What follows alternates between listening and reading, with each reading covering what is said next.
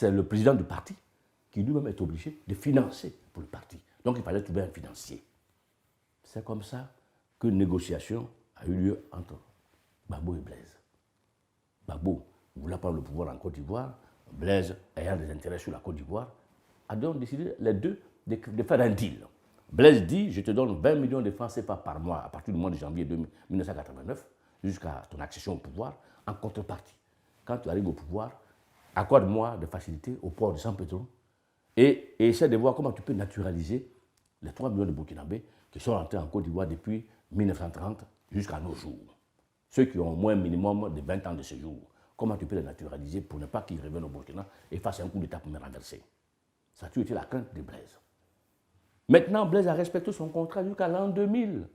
Il a même proposé un bonus de former des militaires ivoiriens qui, au cas où Houphouët-Boigny persistait au pouvoir, qui peuvent organiser une opération pour le renverser. Ces militaires-là, on les connaît, c'est le colonel Oulata, c'est même Dakou Dabré qui a suivi même des formations, c'est le capitaine Akapia, tout cela, c'est sous Blaise que ces gens ont été formés. Maintenant, quand Gbagbo a pris le pouvoir, Blaise amène quelqu'un pour la contrepartie. Blaise dit, Gbagbo dit, bon, qu'on me laisse le temps d'attendre. C'est comme ça que nous sommes partis vers 2002. Et Blaise a reçu la rébellion au Burkina. Et quand un journaliste français est venu au Burkina pour dire, oui, mais récemment, tu as téléphoné à Chirac pour dire qu'il y avait des Burkinabés, des Ivoiriens qui sont ici, qui s'entraînent, mais Gbagbo est ton ami. Il dit, oui, mais Gbagbo est mon ami, parce que je l'ai financé. Mais il n'a pas respecté le contrat. C'est pour cela que je ne suis pas réfugié quand les Ivoiriens sont venus s'entraîner ici pour le renverser. Voilà, je vais la comprendre. Quelqu'un est parti, le journaliste est parti à Abidjan, pour aller voir Gbagbo.